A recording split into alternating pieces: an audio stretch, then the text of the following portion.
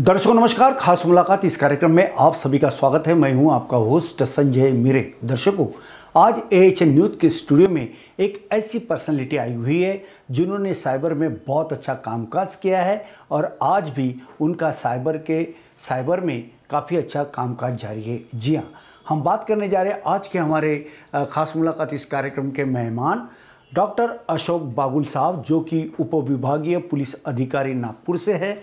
वे आज हमारे स्टूडियो में आए हुए हैं, तो हम साइबर को लेके उनसे तमाम बातें करने वाले हैं। सर, जैसे ही आप आने की खबर हमारे दर्शकों को चली तो हमारे दर्शकों ने कुछ उनके साइबर को लेके उनके सवाल थे, तो मैं बारी बारी एक एक सवाल आपसे ज़रूर उनके पूछना चाहूँगा, जिनके जवाब भी आप बखूबी के साथ दोगे, ऐसा मुझे पूरा विश्वास है।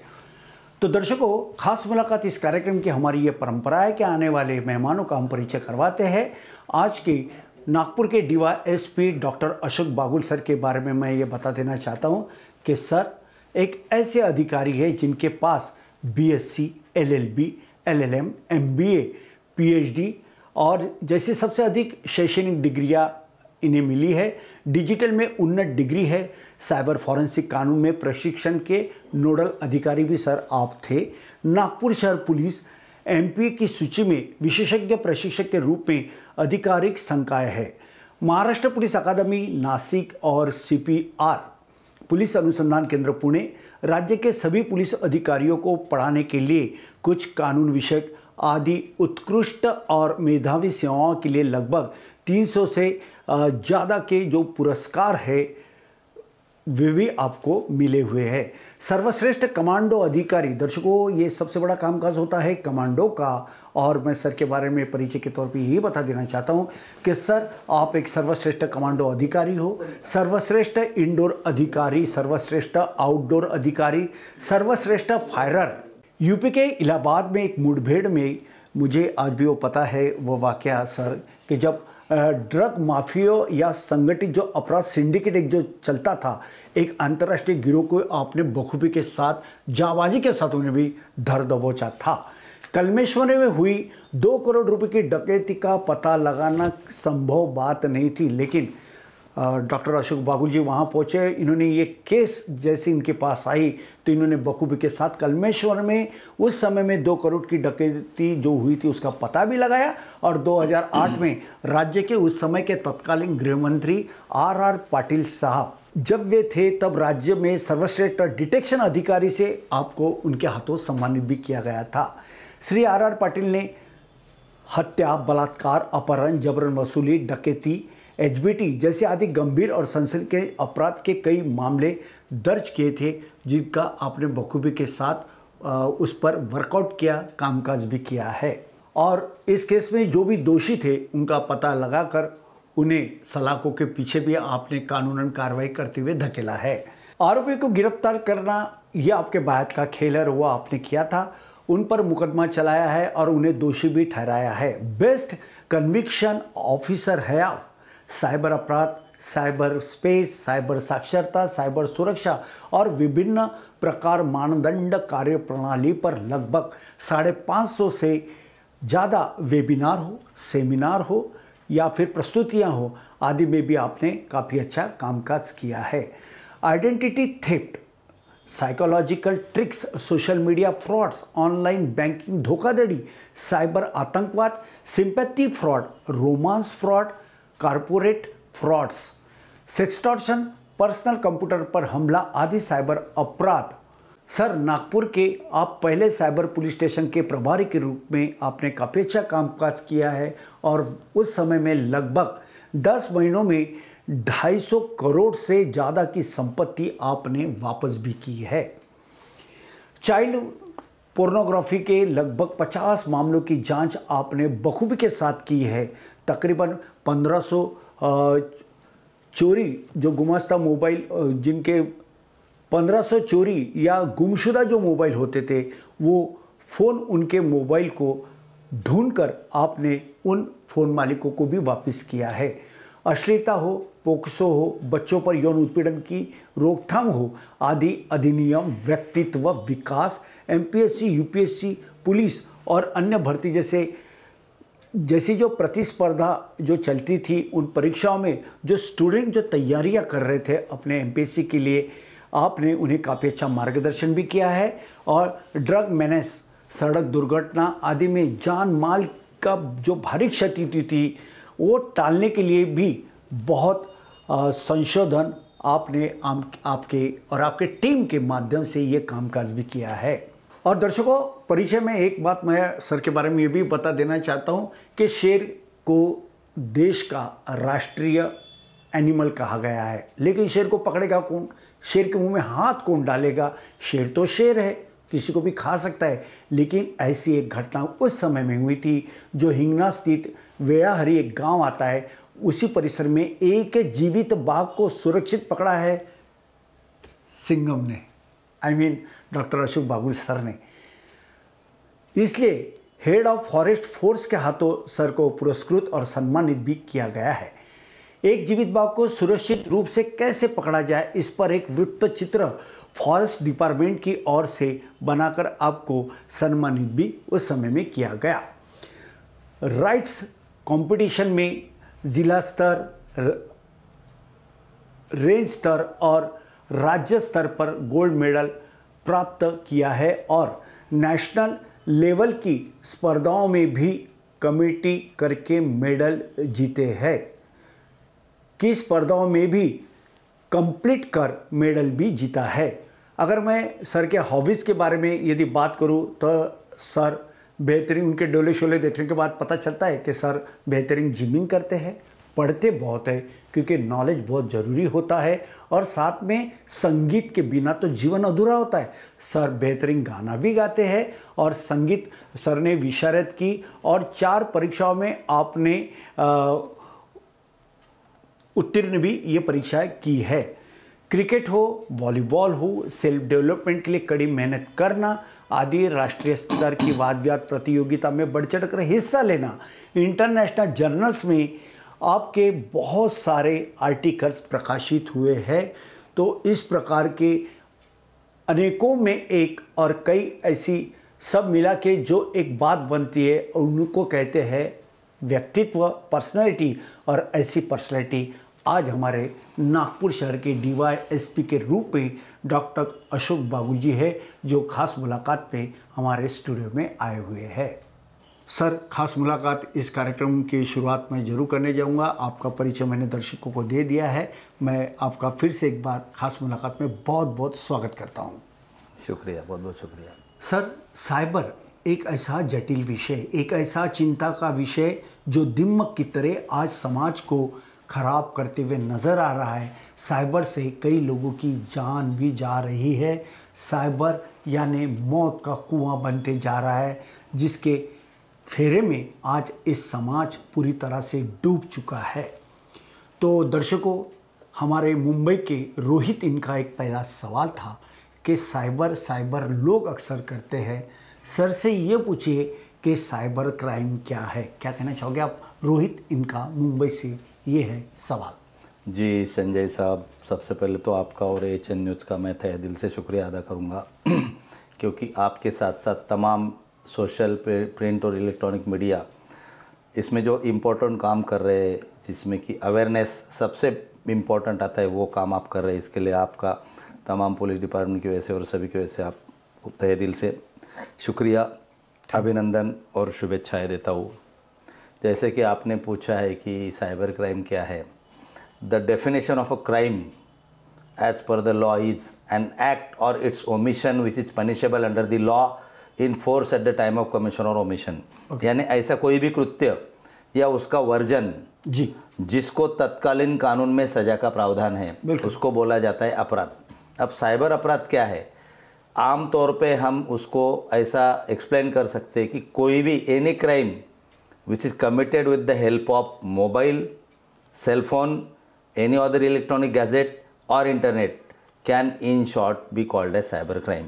यानी ऐसा कोई भी अपराध जिसमें कि तकनीक का, सेलफोन का, इंटरनेट का या मोबाइल का, लैपटॉप का, कंप्यूटर का उपयोग किया गया हो, उसको साइबर क्राइम बोलते हैं। बिल्कुल, चंद्रपुर से हमारे यश है। यश का ये सवाल था कि साइबर क्राइम क्या होता है ये तो पता है, लेकिन साइबर की लिटरेसी क्या है? संजय जी, बहुत ही इम्पोर्टेंट सवाल है ये। जैसे कि हम जानते हैं कि Kerala was the first 100% literate state in our nation. Okay. Literacy का मतलब होता है साक्षरता। जी। और साक्षरता का सीधा सीधा संबंध होता है an ability to read and write, यानी पढ़ने और लिखने की क्षमता को हम साक्षरता बोलते हैं। बट जब मैंने नागपुर के पहले साइबर पुलिस का चार्ज लिया जी, तब मुझे पता चला कि साइबर क्राइम के विक्टिम्स जो है, यानी किसके खिलाफ साइबर क्राइम हो सकता है, उसमें हर कोई शामिल है। उसमें कुछ डॉक्टर्स थे, कुछ इंजीनियर्स थे, कुछ एडवोकेट्स थे, कुछ पुलिस ऑफिसर्स थे, कुछ प्रोफेसर्स थे, कुछ बिजनेस पीपल थे, तो कुछ पत्रकार भी होंगे। कुछ पत्रकार भी थे, आई एम सॉरी, मेरे काफ़ी करीबी दोस्त थे। कुछ MLAs, MPs, ministers, senior most IPS officers, IAS officers, administrators, scientists, last but not the list या जुडिशियल ऑफिसर्स, यानी जजेस के खिलाफ, कुछ वरिष्ठतम जजेस के खिलाफ भी साइबर क्राइम हुआ था जी। तब हमको पता चला कि it can happen, cyber crime can be committed against strongest of strong, weakest of weak, highly educated people, totally illiterate people, मर्द हो, औरत हो, बच्चे हो, बूढ़े हो, हर किसी के खिलाफ साइबर क्राइम हो सकता है। इसलिए आप अगर साक्षर हो या असाक्षर हो तो भी आपके खिलाफ साइबर क्राइम हो सकता है। तो इससे बचने के लिए हमको जिस चीज़ की ज़रूरत है वो है साइबर लिटरेसी, यानी साइबर साक्षर होना ज़रूरी है। जब तक हम इंटरनेट का, संगणक का, तंत्र ज्ञान का सही ढंग से इन्फॉर्मेशन नहीं लेते, नॉलेज नहीं लेते, तब तक हम अपने आप को साइबर लिटरेट नहीं बोल सकते। और जब तक हम साइबर लिटरेट नहीं हैं तब तक हम साइबर सेफ नहीं है। तो आज need of the hour is everybody has to become cyber literate. बिल्कुल बिल्कुल। सर, हमारे अंकित, इनका एक वे बांग्लादेश है, नागपुर में भी एक बांग्लादेश है, तो बांग्लादेश के अंकित, इनका एक सवाल था कि साइबर का ज्यूरिडिक्शन क्या होता है? ये भी बहुत इम्पोर्टेंट सवाल है संजय जी। जैसे कि हम जानते हैं कि ट्रेडिशनल क्राइम और साइबर क्राइम में फ़र्क क्या है जी। Traditional crime like murder, rape, extortion, dacoity, robbery, kidnapping, etcetera etcetera. Okay. In all such kind of traditional crime, the accused has to be present physically at the scene of crime. Yeah. Not in case of cyber crime. यानी murder, dacoity, robbery, kidnapping जैसे जो भी हमारे पारंपरिक crime है जी, उसमें victim के साथ आरोपी को सीन ऑफ क्राइम पे फिजिकली हाजिर होना जरूरी होता है। साइबर क्राइम में नहीं। Cyber crime can be committed by anyone sitting in the remotest corner of the world against any other person who is sitting in another remotest corner of the world. तो इसका जो jurisdiction है बहुत बड़ा है। इसका जुरिडिक्शन ना सिर्फ हमारा गांव, हमारा तालुका, हमारा डिस्ट्रिक्ट, हमारा राज्य, हमारा देश, हमारी दुनिया ही नहीं है, दुनिया के बाहर भी सैटेलाइट से साइबर क्राइम किया जा सकता है। उसको बोलते हैं साइबर स्पेस। तो इसका जुरिडिक्शन बहुत बड़ा है। बिल्कुल। लेकिन क्या ये चिंता का विषय नहीं है भारतवर्ष के लिए? बहुत भारतवर्ष के लिए ही नहीं, ये पूरी दुनिया के लिए बहुत बड़ा चिंता का विषय है। और honourable supreme court has gone on record to tell that police officers and any other people, specially I am already thanking the media कि we must conduct as many awareness programmes as possible. और आज का ये जो programme है, अगर ये cyber awareness के बारे में कुछ काम कर सकता है तो मैं आपका तहे दिल से शुक्रिया अदा करूंगा। बिल्कुल। और AHN न्यूज़ की ये उद्देश्य ये है कि यहाँ से अवेयरनेस का प्रोग्राम होना चाहिए। और साइबर एक ऐसा प्रश्न चिन्ह बना हुआ है जो किसी के पकड़ में आता नहीं है। जी। मगर साइबर से यदि बचना है तो इस प्रकार के अवेयरनेस प्रोग्राम लेकर हम आप जैसी पर्सनैलिटी को जरूर यहाँ बुलाते हैं। और दर्शकों, इन्हीं कारणों को लेकर आज डॉक्टर अशोक बागुल सर को स्पेशली साइबर इस विषय को लेकर हम बातचीत कर रहे हैं। सर, राजनांदगांव से हमारे सौरभ, इनका एक सवाल था, क्योंकि हमारे जो दर्शक हैं पूरे मध्य प्रदेश, उत्तर प्रदेश, छत्तीसगढ़ और साथ ही साथ महाराष्ट्र, विदर्भ, ये तमाम जगहों पे, क्योंकि ये वर्ल्ड वाइड चैनल होने की वजह से गोवा, पणजी तक के हमारे हैं। तो हमारे एक सौरभ, इनका ये दर्शक का सवाल था कि साइबर सिक्योरिटी ये सेफ्टी कैसी होती है, ये सेफ्टी क्या है, साइबर सिक्योरिटी कैसे सेफ्टी के नज़रिए से देखना चाहिए, इसके लिए क्या कामकाज करना चाहिए? जी संजय जी, बहुत ही अहम सवाल है। जैसे कि मैंने आपको बताया कि साइबर का क्राइम का जो जुरिडिक्शन है जी, वो पूरी दुनिया ही नहीं बल्कि दुनिया के बाहर का जो गैलेक्सी है, सैटेलाइट जिसमें होते हैं वो भी है। तो इतना बड़ा जुरिडिक्शन है और इससे बचने के लिए हमको सिर्फ लिटरेट यानी साक्षर होना ज़रूरी है, साइबर साक्षर होना ज़रूरी है। तो साइबर सेफ्टी का मतलब है साइबर साक्षर होना। अगर आप और हम साइबर साक्षर नहीं हैं, जी, हम ये जानते नहीं है कि इससे कैसे बचना है, तो आप और हम साइबर सेफ नहीं है। तो साइबर सेफ्टी का मतलब है कि साइबर क्राइम से अपने आप को सेफ करना। बिल्कुल। हर बात के कुछ ना कुछ प्रकार होते हैं। जैसे हम पढ़ते लिखते हैं तो अलग अलग सब्जेक्ट होते हैं, गाने भी हम गाते हैं तो आरो के भी प्रकार होते हैं, सारे गमा पदा निशा, वो सब टाइप का कामकाज होता है। यदि हम कहीं खाना खाने जाते हैं तो अलग अलग डिश होती है, यानी प्रकार होते हैं। सर, साइबर के कितने प्रकार होते हैं? मुझे पता है संजय जी के दिल के करीब की बात है, वो भी बहुत अच्छे सिंगर है, जिसके लिए मैं उनको तहे दिल से शुक्रिया अदा करूँगा और शुभेच्छाएँ दूँगा। साइबर क्राइम के अलग अलग प्रकार होते हैं, जिसमें कि identity theft, okay, psychological tricks, social media frauds, online banking frauds, sympathy fraud, romance fraud, smishing, fishing, wishing, cyber terrorism, attack on personal computers, sextortion, Honey trapping, और ये नए नए जो अभी फॉर्म आए हैं एआई फ्रॉड्स और डिजिटल अरेस्ट। हाँ, अलग अलग तरह के इसके फॉर्म्स होते हैं, प्रकार होते हैं। बिल्कुल। हमारी सोलापुर से प्रियंका, इनका एक सवाल था कि सेक्सटॉर्शन के केसेस बहुत ज़्यादा बढ़ रहे थे। ये सेक्सटॉर्शन होता क्या है, ये कैसे होता है? जी संजय जी, फिर से एक बार, ये बहुत अहम सवाल है।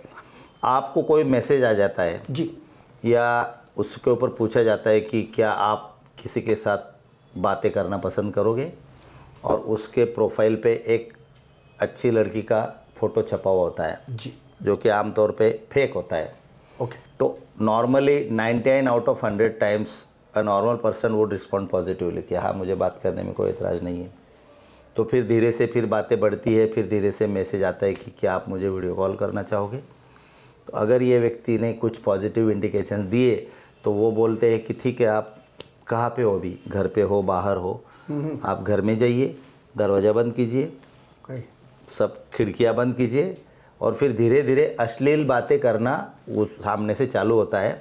और फिर ऐसा इंड्यूस किया जाता है कि आप वीडियो कॉल कीजिए या हम आपको वीडियो कॉल करते हैं। अगर उस व्यक्ति ने वीडियो कॉल किया या वीडियो कॉल एक्सेप्ट किया तो उधर से अश्लील हरकतें होती है, और अश्लील हरकतों का वीडियो बनाने के बाद नीचे किसी और का शरीर होता है, किसी का चेहरा फोटोशॉपिंग या मॉर्फिंग करके उसको डमी बनाया जाता है। या कभी कभी कुछ लोग खुद भी गलत हरकतें कर देते हैं सामने से, अगर कोई अश्लील हरकत हो रही तो। बाद में जैसे वो वीडियो बंद होता है वैसे आपको मैसेज आता है कि आपका ये वीडियो हम फेसबुक, इंस्टाग्राम, ट्विटर, व्हाट्सएप इसके द्वारा आपके घर में, आपके फैमिली में, आपके दोस्तों में भेजेंगे, या तो आप हमको इतना पैसा दो या फिर हम आपका इस ढंग से कैरेक्टर एसेसिनेशन करेंगे। उसको बोलते हैं सेक्सटॉर्शन। सेक्सटॉर्शन यानी सेक्सुअल एक्ट का इस्तेमाल करके एक्सटॉर्शन करने की क्राइम की मोडस ऑपरेंडी। इसमें हमने बहुत सारे गुंडों को अरेस्ट किया है, कुछ नेशनल, कुछ स्टेट लेवल की गैंग्स थी, उनको हमने अरेस्ट किया है और उनको कानून की प्रक्रिया के तहत चार्जशीट भी किया है। सर, मुझे ये सवाल था कि जैसी वे सेक्सटॉर्शन तो जरूर वो मोबाइल के माध्यम से करते हैं, वो पूरे वस्त्र शरीर के निकालने को लगाते, पूरा नेकेड पोजीशन में वो देखना चाहते हैं, क्या उनके पास रिकॉर्डिंग होती है ऐसी कुछ? हाँ, the moment you click the call, the moment you either you make the call और एक्सेप्ट द कॉल, उनका रिकॉर्डिंग चालू हो जाता है। कभी कभी आपको जब शक होता है कि अरे ये कुछ गड़बड़ ना हो, फिर आप कॉल कट कर देते हो, तो उस 2, 3, 4, 5 सेकंड में अगर आपका चेहरा या आपका शरीर उनके मोबाइल में आ गया तो वो आपके किसी और के, जैसा कि आपने बताया कि नेकेड बॉडी के ऊपर उनका फोटोशॉपिंग या मॉर्फिंग करके आपका चेहरा लगा के भी ऐसे फेक वीडियोस भेजते हैं या पिक्स भेजते हैं। कभी कभी नेचुरल भी होता है। तो ये एक नया फॉर्म ऑफ साइबर क्राइम है, हालांकि लोगों को इसके बारे में काफ़ी जानकारी है और इससे बचना बहुत ज़्यादा जरूरी। इसलिए आप अननोन लोगों से कोई मैसेज को रिस्पॉन्ड ना कीजिए, किसी वीडियो कॉल को आप एक्सेप्ट ना कीजिए भी ना खुद। सर ये जो एक शादी का .com होता है, मैनिमोट्री है, तो ये जो शादी की जो .com जो हो रहे हैं उसमें भी धड़ल्ले से ये प्रकार होते हैं क्या? बिल्कुल होते हैं। आपका प्रोफाइल बनाया जाता है या फिर आपको जो प्रोफाइल भेजा जाता है वो most of the times fake होता है। और अगर शादी.com में कोई एलिजिबल बैचलर है, लड़का हो या लड़की हो, उनको अगर प्रोफाइल अच्छा लगता है तो वो बोलते कि हमको हमारी इनसे बात कराइए, तो उस बात का भी पैसा लिया जाता है। अच्छा। और अगर कुछ बातें हुई तो इसको इंटीमेट बातें अगर करने पे उद्योग किया जाता है, वो स्क्रीनशॉट लेके वो बातें पब्लिश करने की धमकी देके बहुत सारी मैट्रिमोनियल वेबसाइट के जरिए भी ऐसे वाक़े हुए थे। हमने, जब मैं साइबर पुलिसिंग का इंचार्ज था, तब जरीपटका में एक ऐसे गिरोह का भंडाफोड़ किया था, हमने अरेस्ट किया था और उनके ऊपर कार्रवाई भी की थी। वो दीक्षित नगर का परिसर था जी, दीक्षित नगर का परिसर था। काफ़ी अच्छी जानकारी सर ने दिया है कि जब भी ऐसे कुछ मैसेज किसी के यदि आते हैं फेसबुक के, विशेष तौर पे हाय से शुरुआत होती है, मौत में तब्दील होती है। अब ये अपना नमस्ते, हाय यानी नमस्ते, ये नमस्ते करना कितना महंगा पड़ सकता है, मौत को गले लगाने का कामकाज होता है। ऐसे लोगों से बिल्कुल आप अलर्ट रहिए, सुरक्षित रहिए। जब आप ऐसा करोगे तभी आप सुरक्षित रह पाओगे, क्योंकि वे आपको धमकियाँ देते हैं बदनाम करने की, मगर डरने की कोई चिंता करने वाली बात तो है नहीं, क्योंकि साइबर का कामकाज आज जो विभाग है बेहतरीन काम कर रहे हैं। क्योंकि डॉक्टर अशोक बागुल जैसे जाबाज सिंघम और एक जानदार शानदार काम करने वाला एक पर्सनैलिटी आज इस शहर में काम कर रहे हैं, जो कि DYSP के तौर पर भी काम कर रहे हैं। सर ये तो तमाम बातें होगी, लेकिन लेटेस्ट एक नया रोज़ अखबार की सुर्खियाँ दिखाई देती है, हनी ट्रैप्स हो रहा है, हनी ट्रैप्स हो रहा है। ये हनी ट्रैप्स होता क्या है? ये भी बहुत अहम सवाल है संजय जी। हनी ट्रैप, ये हालांकि काफ़ी, जब हम जवान थे या छोटे थे, जेम्स बॉन्ड 007 की मूवीज़ देखते थे, मैं भी देखा, the spy who loved me या जो भी है, उसमें स्पाई यानी हमारे एनिमी कंट्री के सीक्रेट जानने के लिए कभी कभी महिलाओं का इस्तेमाल किया जाता है। वो आपको इंड्यूस करती है और आपके पास इंटीमेट होने के बाद आपसे सीक्रेट लेके एनिमी कंट्री को बेचा जाता है। पिछले कुछ साल पहले अनफॉर्चुनेटली हमारे एक साइंटिस्ट है इसरो के, शायद उनके साथ भी ऐसी घटना हुई है और वो मामला काफ़ी मीडिया में भी आया था। Crime was registered and legal action was taken. Honey trap का सीधा मतलब है कि आपको ट्रैप करने के लिए हनी का इस्तेमाल, honey in the sense of some female who can be use for such purposes. तो इसमें सबको मैं यही रिक्वेस्ट करूँगा कि आप इन सब बातों को समझिए, एंटिसिपेट कीजिए, एंग्शियस रहिए और ऐसे किसी भी ट्रैप में आप मत फंसिए। बिल्कुल। औरंगाबाद से हमारे रामदास का एक सवाल था कि नए टाइप के कुछ साइबर क्राइम आए हुए हैं क्या? अगर वो आए हुए तो किस प्रकार के? डिजिटल अरेस्ट नाम का एक नया क्राइम है जी, जिसमें कि आपको आपके बारे में जानकारी ली जाती है। Because the people, the criminals, the anti social elements, they are acting in the form of mafias, organise crime syndicates.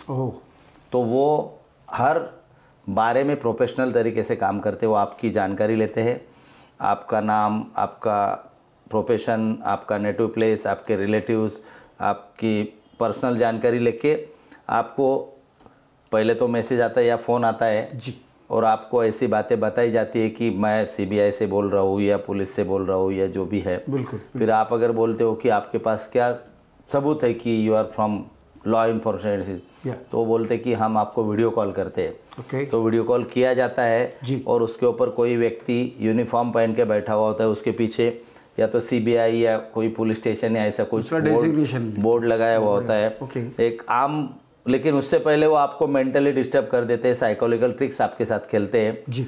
आपसे अगर जाने अनजाने में कोई गलती हुई हो तो उस गलती को जानने के बाद उसको लेके आपको फंसाने की कोशिश की जाती है। आपको बोला जाता है कि you are under arrest, don't move out of the place, otherwise this will happen, and if you want to come out of this, ये अकाउंट में इतना पैसा डालो, तो आपका पूरा अकाउंट फाइनेंशियली खाली कर देते हैं। इसको बोलते हैं डिजिटल अरेस्ट। ये एक नया फॉर्म ऑफ क्राइम है। उसके बाद AI फ्रॉड्स, जैसे कि हम जानते हैं कि आर्टिफिशियल इंटेलिजेंस, ये एक नया कंसेप्ट है जिसका इस्तेमाल करके deep fake attacks, phishing attacks, smishing attacks या फ्रॉड्स, फाइनेंशियल फ्रॉड्स, ऐसे अलग अलग तरीके के क्राइम्स AI फ्रॉड में भी किए जाते हैं। इस टाइप के नए नए कुछ क्राइम हो रहे हैं। तो सर ये जो तमाम साइबर को लेके जो क्राइम्स हो रहे हैं इसके सॉल्यूशंस क्या है? जैसे कि आप सभी लोग जानते हैं कि you have to be improving your knowledge, your information, your expertise, your experience about the do's and don'ts, the rights and wrongs, the positives and negatives, the blacks and whites, the ups and downs, the pros and cons of use of internet. Internet के बारे में या फिर mobile का इस्तेमाल, laptop का इस्तेमाल, कोई भी इलेक्ट्रॉनिक गैजेट का इस्तेमाल, इसके बारे में आप ज़्यादा से ज़्यादा अपना नॉलेज बढ़ाइए, अपने आप को साइबर लिटरेट कीजिए, तभी आप साइबर सेफ रह सकते हो। और उसके बाद आपको ये नया नया जो अपडेशन है, इसमें सर्टिन जैसा हमारा एडवाइज़री है, उनके जो भी इंस्ट्रक्शंस होते हैं वो आपने देखना चाहिए। NCCRP पोर्टल पे या बाकी बहुत सारे प्राइवेट और गवर्नमेंट ऑर्गेनाइजेशंस है जो इसके बारे में रेगुलरली कुछ जानकारी पब्लिश करते रहते हैं। वो जानकारी लेके आपको अपने आप को अपडेट करना है। और क्या क्या तरीके होते हैं जो मैंने अभी आपको बताया साइबर क्राइम के जी, उस तरीके की जानकारी लेके उसके ऊपर क्या क्या प्रिवेंटिव मेजर्स हो सकते हैं इसकी भी जानकारी लेना चाहिए। जनरली स्पीकिंग, आप do not share your CVV, pin number, OTP, account number या कोई भी ऐसी पर्सनल इन्फॉर्मेशन जिसका मिसयूज किया जा सकता है, ऐसी इन्फॉर्मेशन आप मत शेयर कीजिए अननोन व्यक्ति को। आपका जो डेटा है उसको वल्नरेबल तरीके से आप मत रखिए, उसको आप सही ढंग से फायरवॉल या एंटीवायरस आपके मोबाइल में या लैपटॉप में इंस्टॉल कीजिए। उसका लेटेस्ट वर्जन होना चाहिए। आपका जो पिन है उसको डबल डिजिट ऑथेंटिकेशन कीजिए। पासवर्ड को आप बहुत ज़्यादा अनप्रेडिक्टेबल बनाइए, वरना हम या तो हमारा मोबाइल नंबर रख देते हैं पासवर्ड, हमारे गाड़ी का नंबर, या किसी को हम प्यार करते हैं, हमारी बीवी, बच्चे, भाई बहन, इनका नाम हम पासवर्ड रखते हैं, वैसा मत रखिए। Your password has to be a mix of numbers, characters and some signages so that the person shall not be able to predict it. ये इन सब बातों को आप कीजिए तो मुझे लगता है यही सॉल्यूशन है। और अगर इसके बाद भी आपके साथ साइबर क्राइम होता है तो आप इमीडिएटली पुलिस में रिपोर्ट कीजिए। बिल्कुल, लेकिन कुछ लोग ऐसे कि साइबर क्राइम होने के बाद में अपनी इज्जत को मतलब डरते हैं, ऐसा लगता है उनको, और वो कहीं जाते नहीं। तो ऐसे जो पीड़ित लोग हैं वे कहाँ जा सकते हैं और क्या अपने जो पुलिस थाने रहते हैं वहाँ शिकायत ली जा सकती है? आपने बिल्कुल सही बोला। इसके 2-3 तरीके होते हैं। एक तो आप ऑनलाइन NCCRP पोर्टल है, national cyber crime reporting portal, इसके ऊपर आप ऑनलाइन कंप्लेंट कर सकते हो, या हर सिटी का, जैसे नागपुर सिटी पुलिस का 1039 या अभी हमारे टाइम पे अलग था, अभी शायद पता नहीं, वो नंबर होता है, उसके ऊपर आप ऑनलाइन कंप्लेंट दर्ज कीजिए। अगर कंप्लेंट सीरियस है तो you should go to the police station physically, या फिर आप टेलीफोनिकली 18004949 नाम का एक नंबर था जो टोल फ्री नंबर था, 1800114949 नाम का एक नंबर है जो अभी अपडेट क्या हुआ है पता कर लीजिए। इसके ऊपर आप टेलीफोनिकली भी कंप्लेंट कर सकते हैं। काफ़ी अच्छी जानकारी डॉक्टर अशोक बागुली सर ने दिया। सर ने बताया कि अगर साइबर का कोई ऐसा पीड़ित व्यक्ति है और जिन्होंने अभी तक शिकायत नहीं की है, वो पुलिस थाने जाके शिकायत कर सकते हैं। अगर वो शिकायत नहीं करेगा तो उसे तिल तिल मरना होगा, क्योंकि आगे वाला आपको मौत के घाट उतारने के लिए, यानी आपको डोमिनेट करने के लिए, हरासमेंट करने के लिए पूरी तरह से बैठा है। और साइबर ये क्राइम आज एक चिंता का विषय बना हुआ है। दर्शकों, हमने तमाम बातें डॉक्टर अशोक बागुल साहब से की। सर, ये तो सब रहा साइबर के बारे में, लेकिन आज भी मुझे उत्सुकता बनी हुई कि वो हिंगना का जो आपने जो टाइगर को पकड़ा था, वो कितना क्या घटना हुई थी, क्या आप कहना चाहोगे, बताना चाहोगे आप दर्शकों को हमारे? संजय जी, बहुत ही थ्रिलिंग एक्सपीरियंस था जी। हम हिंदी मूवीज़ में देखते थे कि कभी अमिताभ बच्चन साहब ने मिस्टर नटवरलाल में किसी शेर को पकड़ा और पिंजरे में कैद किया है, जो भी है वो देख के हम बहुत एक्साइटेड हो जाते थे, डरते थे, एंटिसिपेट करते थे। बचपन में ऐसी मूवीज़ देख के कभी मैंने सोचा नहीं था कि बड़ा होने के बाद शायद मुझे वो रोल करना पड़े कि जिसमें मुझे रील का नहीं बट रियल लाइफ का टाइगर को पकड़ना पड़े। तो जब मैं गया तो मेरे जिंदा वो मेरी हालत ख़राब थी। जब हम गए तो सामने वो टाइगर को देखा, उसने मेरी तरफ देखा, तो मैंने पिस्टल को हाथ लगाया और सोचा कि अगर इसने मेरी फायरिंग करने से पहले ही मुझे पकड़ लिया तो शायद मैं तो गया। यस। लेकिन उसको पता नहीं मेरी दया आ गई, उसने मेरी तरफ देखा, शायद बहुत भूखा हुआ था, थका हुआ था, तो नीचे सो गया। लेकिन बाद में उसको पकड़ने के लिए जब हम गए तब वहाँ पे मीडिया तो हर जगह होती है। बिल्कुल, हमारा काम ही होता है। जे न देखे रवि दे देखे कवि, और जे न देखे कवि ते देखे पत्रकार। तो हमारे पहले मीडिया वाले पहुंच चुके थे। हम गांव में गए तो छोटे बच्चे बूढ़े पूरे गांव में, और मैं गया तो मेरे पीछे चलो अब शेर को पकड़ेंगे, शेर को पकड़ेंगे। हमने रोप लिया, हमने कुछ एग्जीक्यूटिव मैजिस्ट्रेट, एसडीएम सर और फॉरेस्ट का पूरा टीम, उस वक्त HOFF मिस्टर जोशी थे, very honest and upright officer.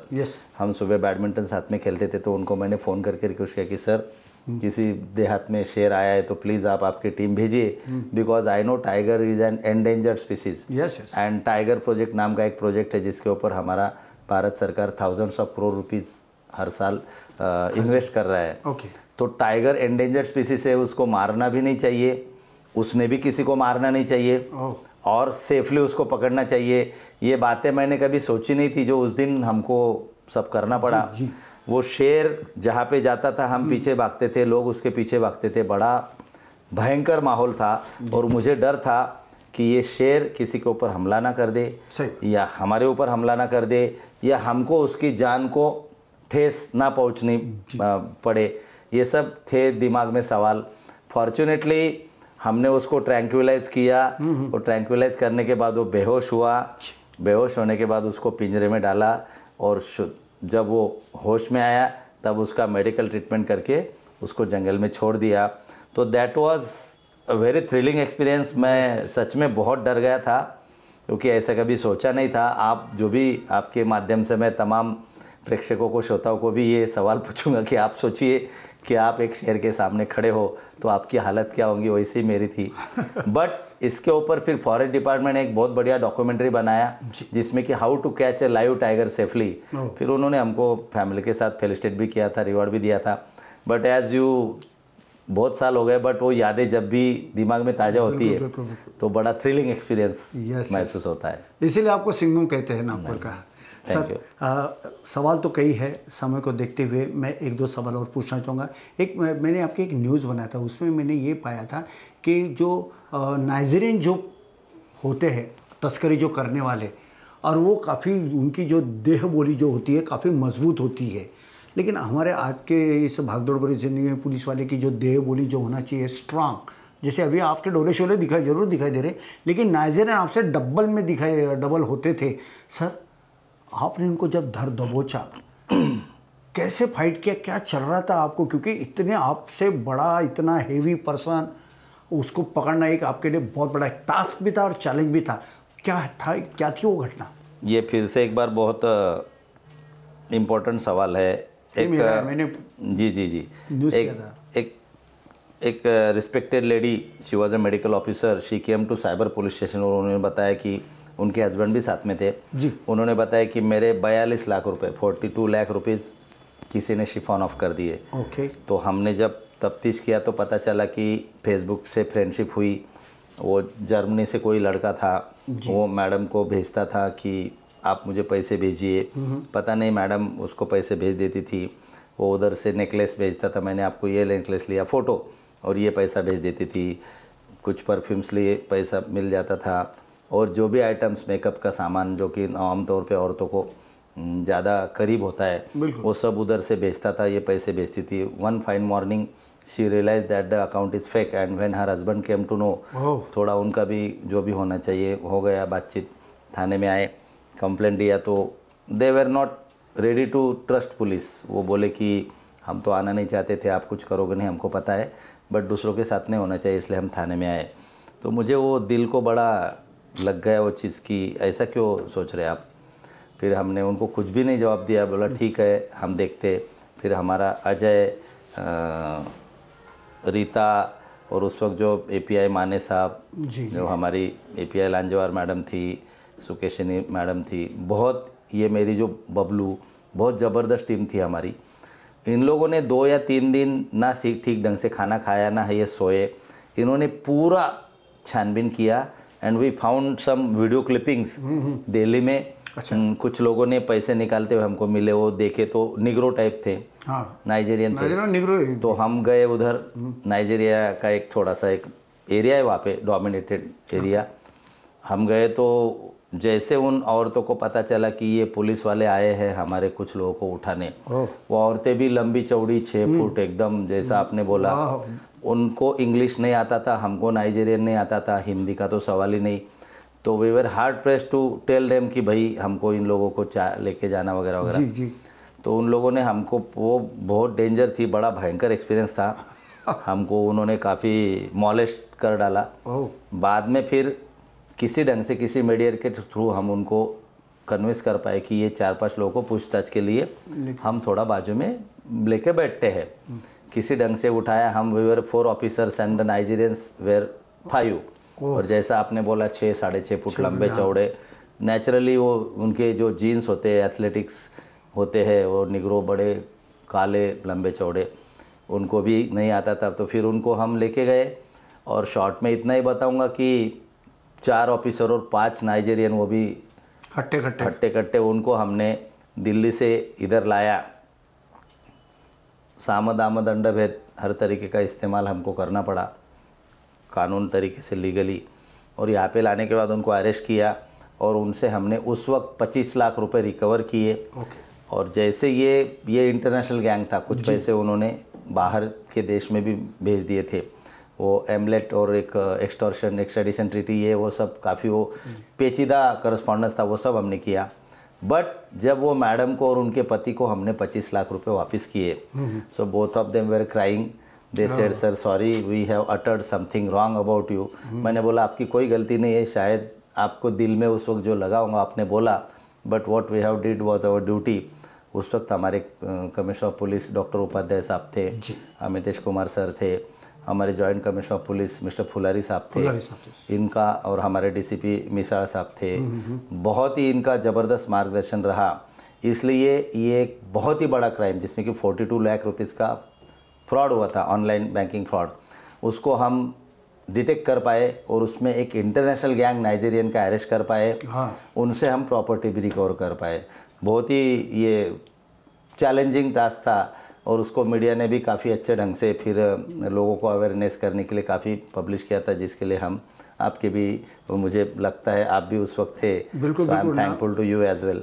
Nagpur में उस समय में जैसी ये खबर पहुंची, हर मीडिया ने वो अपने तरीके से वो खबर को पेश किया और लोगों में काफ़ी एक उत्साह और खुशी बनी हुई थी कि लोग पुलिस को, अक्सर पुलिस वाला बोलने के बाद में लोगों के दिलो दिमाग में कुछ अलग बात बैठती, मगर पुलिस ऐसे नहीं होते हैं।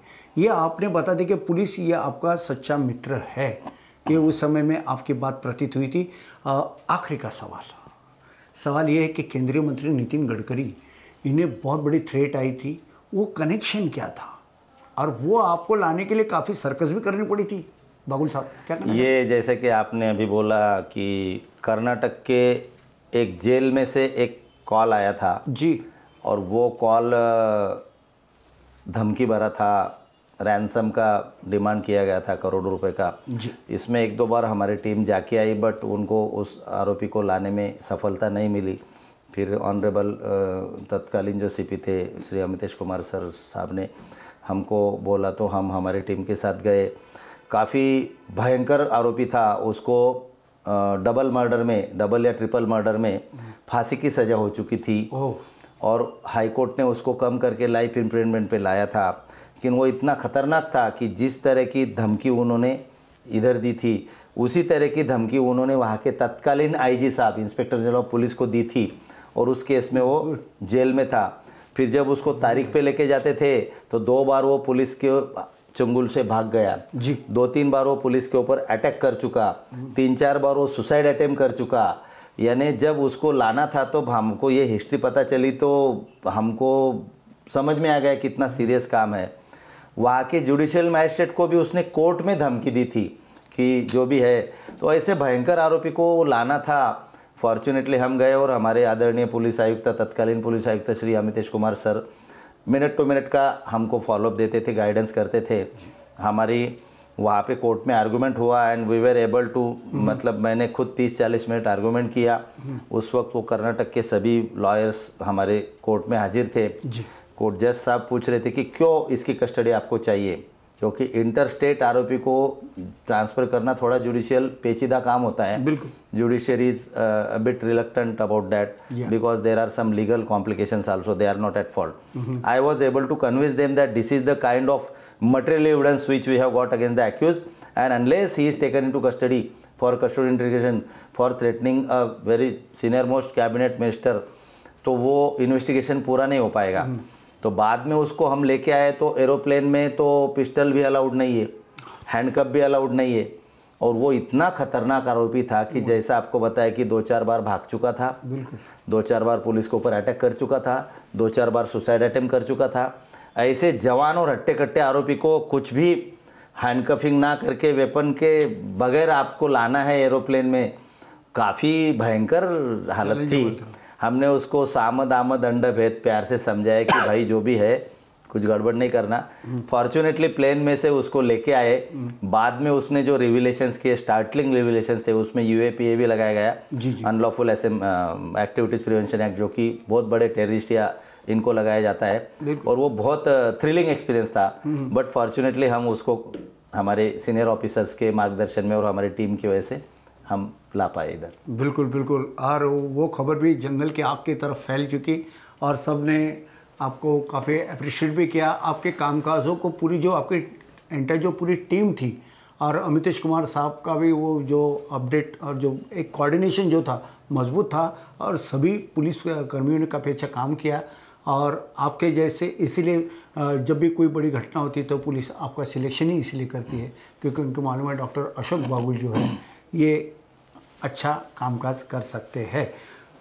आखिरी का सवाल, जाते जाते इस समय में तमाम लाखों AHN न्यूज़ के दर्शक गौर से देख भी रहे, सुन भी रहे आपको, स्पेशली अपना जो आज का जो टॉपिक था साइबर, क्या मार्गदर्शन करना चाहोगे? यही है कि do not share your CVV, your PIN number, your OTP, your password, your account number. Do not keep your data in a vulnerable position.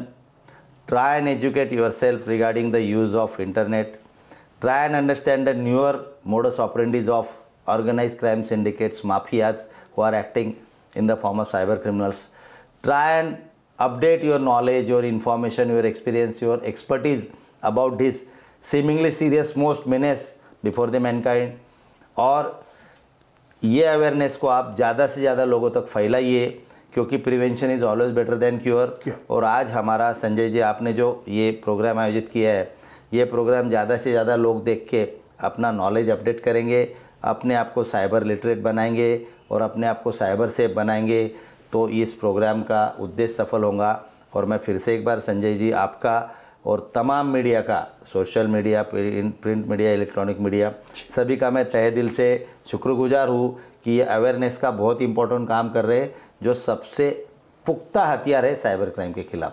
Thank you. बिल्कुल। तो दर्शकों, आप थे डॉक्टर अशोक बागुल साहब, जो खास मुलाकात इस कार्यक्रम में आकर उन्होंने काफ़ी अच्छी जानकारी दी।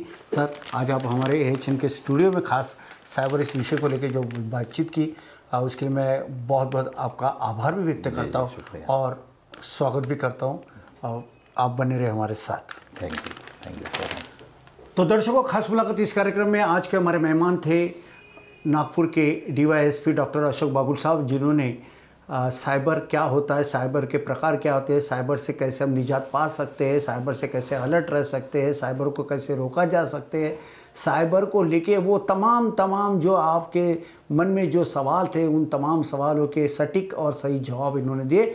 अगली बार फिर किसी नए टॉपिक को लेकर हम नागपुर के DYSP doctor Ashok Bagul sir इनसे ज़रूर रूबरू होंगे। तब तक मुझे दीजिए इजाज़त। आप देखते रहिए आपका अपना पसंदीदा AHN न्यूज़ का प्रोग्राम खास मुलाकात नागपुर। नमस्कार sir. Thank you Sanjay ji, thank you. अरे वाह, पिकनिक की तैयारी? अब बेटा हम ठहरे डायबिटीज के पेशेंट, इस उम्र में पिकनिक वगैरह तो ना हो पाएगा, ज्यादा बैठने से पैरों में सूजन भी। तो फिर इतनी सारी दवाई क्यों? 90% ऑफ डायबिटिक पेशेंट की शुगर सिर्फ अप्रोप्रिएट डाइट थेरेपी से कंट्रोल की जा सकती है। अच्छा, अब क्या करें? पूरे इंडिया में अप्रोप्रिएट डाइट थेरेपी के 50+ सेंटर्स है। तो आज ही अपनी अपॉइंटमेंट बुक कराएं और डायबिटीज के सोल्यूशन पाएं। आज ही अपने कंफर्मेटरी टेस्ट कराएं, सिर्फ एप्रोप्रिएट डाइट थेरेपी से।